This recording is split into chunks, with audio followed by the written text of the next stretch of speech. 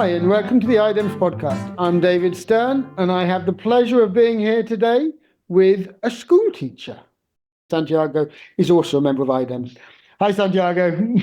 Hi, David. I am indeed a member of IDEMS, and I think I had now 5 different job titles at IDEMS. And it's wonderful that IDEMS has had the flexibility to adapt to my different needs at different times. But I am now currently, as you say, a school teacher, working in a school in Argentina, where I'm very pleased to say I just started the summer holidays. Absolutely. It is now, of course, the new year.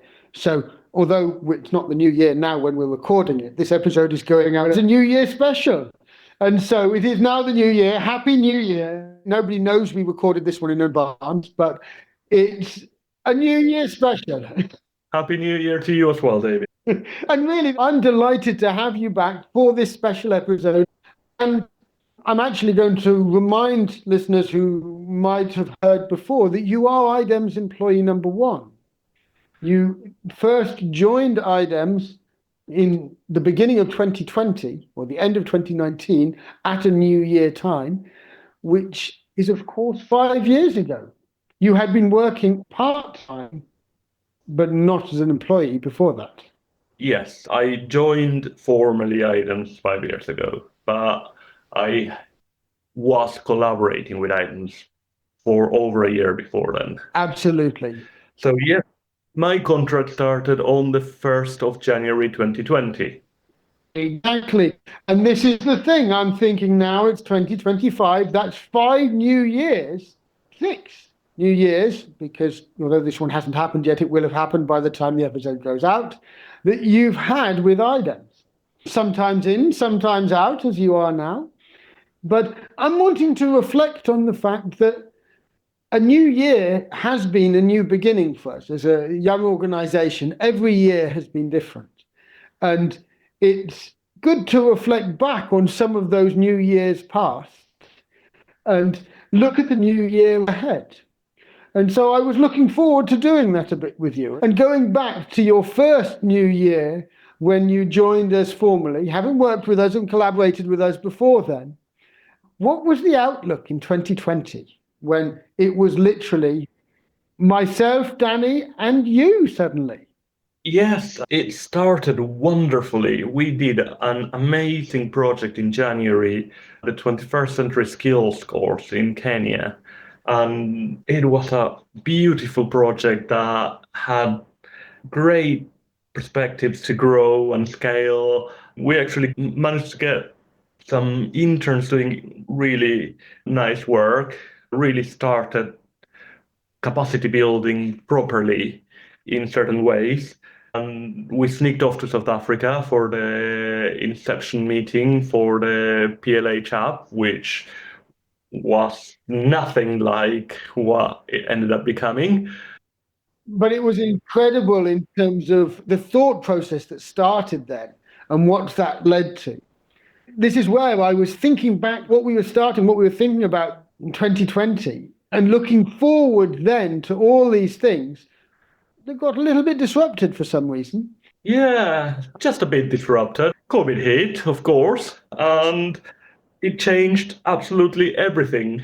Of course, 21st Century Skills was something that really could only work in person, and that was no longer possible. So that was put on hold, and I believe it's still on hold, and we just need to find ways of funding it, which is always a challenge. But the app work continued, and also the stack work that I was doing became increasingly important. Absolutely. And if you think about back then, when it was just the 3 of us and we just sort of were about to recruit our first programmer to join the team, this was a really small team with a big dream. And we're quite different now. I would say that description still applies in different ways, but it still applies. We are a small team still, and we still have big dreams. That is true. We're now an award-winning social enterprise, of course. Of course we are, and that award came from the app work that started back in January 2020. It's true. It's true, 5 years in the making, I suppose. Yeah, yeah. And of course, that work got hugely disrupted due to COVID. When you say it got disrupted, I really believe that disruption was both positive and negative. I think that disruption totally changed the way we develop the app, what the app now is, and so many other aspects. But some of that disruption was positive, some of it was negative.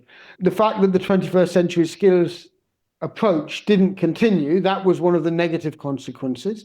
But the remote working habits that were built in, they were fantastic.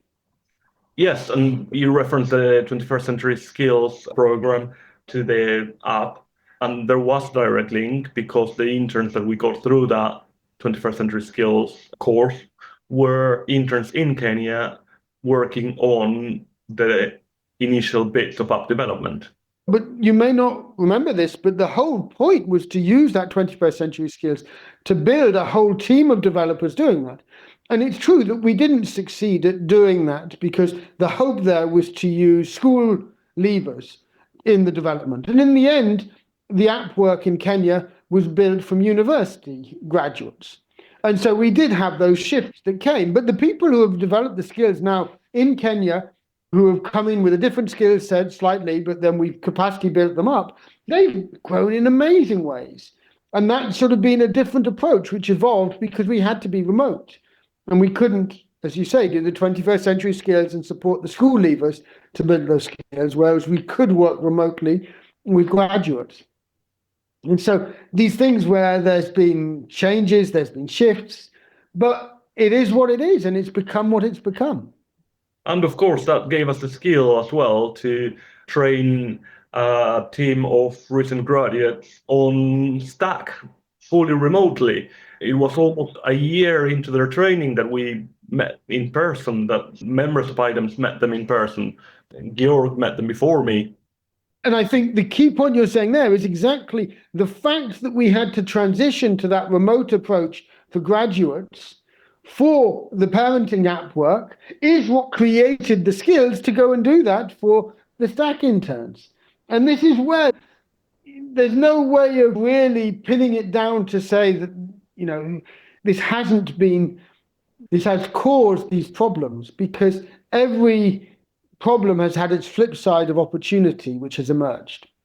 And that's very much down to your positivity and your mindset that always finds solutions or positives in every situation. Yes, COVID was a tragedy, and a lot of people suffered hugely from it, and a lot of people are still suffering hugely from it, and it's impacted us. IDEMS is still impacting significantly, but you have that natural ability of being positive and find what they call silver lining. Silver lining, that's what I was looking for, on pretty much any situation.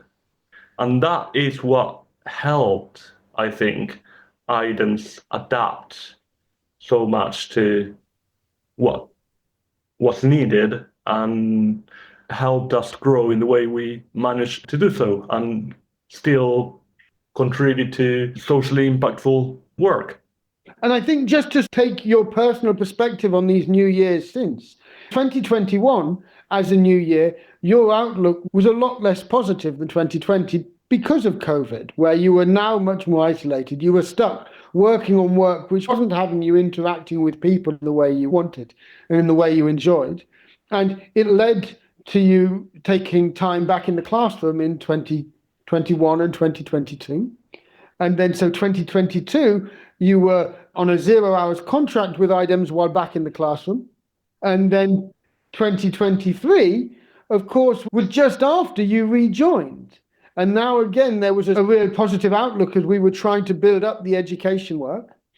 And of course, the beginning of 2024, that outlook for you personally, again, had flipped around because we hadn't been able to build up the education work. And that sort of meant you were again more isolated, getting involved in other work. And 2023 going on to 2024 was a particularly difficult time for IDEMS, and we even considered stopping a lot of the education work, which meant that myself and other IDEMS members had to think quite hard about what to do and how to continue contributing to these projects. Exactly, and how to get involved in other elements where you're able to contribute in different ways, because the financial situation around IDEMS was it could no longer support that additional work, which wasn't getting the income to support it. And of course, one of the things that I started contributing to was this questionable idea of doing a podcast. And I jumped into that opportunity because I love podcasts and because I thought, well, something different. I'd like to learn a bit about it. And I had some ideas on what could be done. And here we are.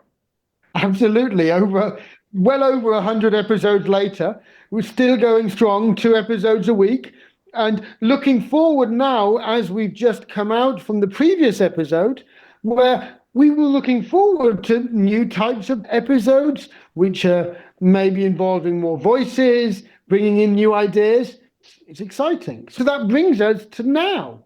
And 2025, looking forward, you're back in the school again, and so you're now looking forward to coming back in a new role again, probably in 6 months' time. I would like to finish my Impact Activation Fellowship. It's meant to be 2 years. I asked to pause it temporarily. It was meant to be a couple of months for my mental health. Then the school opportunity came up, and I did probably 15 months, something like that. So I still have a bit left of that, which I would like to finish. Maybe then look at a new role, new opportunities. There's potential here in Argentina to bring some of the work. Many things that we do at IDEMS cut across needs that are everywhere in different ways. They present themselves in different guises, but the underlying issues tend to have a lot of commonalities. Of course, they're very complex issues. The solutions need to be adapted, and the initiatives need to take into consideration local context, local innovation, and all that. But I think the key point here is that you're potentially moving from, in the past, very much being on the global side of that local innovation, to actually really looking at being embedded in a community where you are focusing on being the local side of local innovation. And that's something which more and more, as we sort of have been discussing, as you're settling back into Argentina and observing the needs and the opportunities, I really get that sense of you wanting to get stuck into the local side of local innovation, which is very interesting, and it'll be interesting to see where that takes you. Yes, I'm afraid the UK is a bit too cold. Yeah. And being in Argentina, pretty settled now, not looking at being back in the UK for a while at least.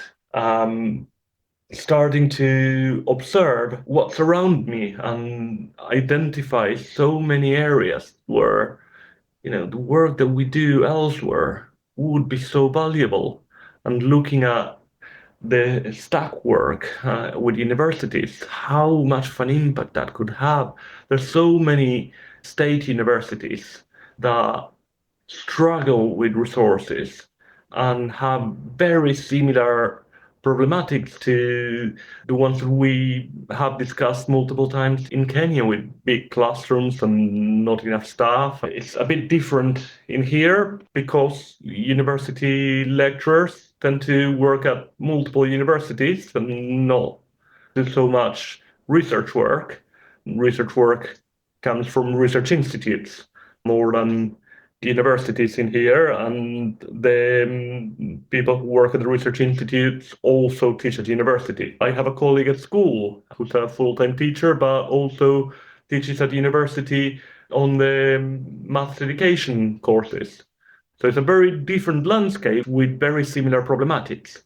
Yeah. And the landscape you're describing in Argentina is very different from the UK landscape, but actually quite similar to the Kenyan landscape in certain ways, where again, many Kenyan lecturers would teach at multiple universities and so on. So there's similarities with other places where you have had interactions. But the difference is, as you say, the context, the local context, each has its own peculiarities, each has its own needs. and understanding and being embedded in a local environment is exactly what enabled that local innovation, which we value so highly, to be able to fit options to the context. Yeah, no, exciting. Very exciting. And also, I managed to develop a small network of very interesting people who are doing work on social issues that very much relate to some of our ideas and principles. Let's see what the new year brings. Absolutely. And I suppose this is for myself as well, looking into 2025.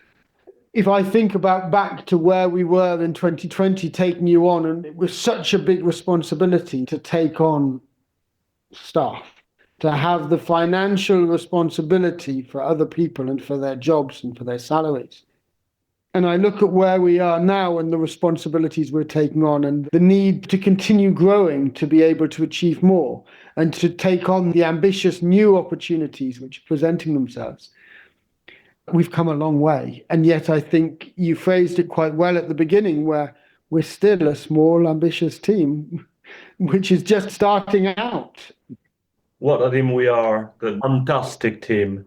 I have to say, well done, David. And you make your own luck on this, and being able to attract the staff we have and the people who are engaged and wanting to be part of this team, the motivation, the skills, we do have a really good team. It's interesting that one of my biggest fears as I look forward is, if we continue to grow, are we going to continue to be able to keep the standards of our team in this sort of way? That's a fair comment, because a lot of people came in with huge skill sets, but the way they've grown, the way they've progressed is remarkable. The way you phrase that is not the way I would see it. It's not that people came in with huge skill sets. People came in with immense talent. They were really talented in different ways. The skill sets they've got have been grown from within, because every single person in our team has been pushed out of their comfort zone to gain skills which are outside their natural or their immediate area. You know, the first task I gave an anthropologist is to work on a database. It doesn't matter what it is. The first task somebody has had coming in has been something which has challenged them, put them outside their comfort zone, and that's helped to build the sort of breadth of skills and appreciation of one another, I feel, within the team. How we can institutionalize that as the organization continues to grow, I don't know. But these are the challenges for the year ahead. Maybe not just this year, but that's where it's exciting. Looking forward, we still have challenges, and yeah, it's exciting. It is indeed. David, Happy New Year again, and Happy New Year to the audience. Absolutely. And great to be discussing with you now while you're on your summer holiday. We might not get too many more opportunities to do this, but we're slipping a few more episodes before you go back to school and then join us again in our summer. Yeah, David, don't worry. You won't get rid of me that easily. I'm delighted. All the best. Thank you. Happy New Year. Happy New Year.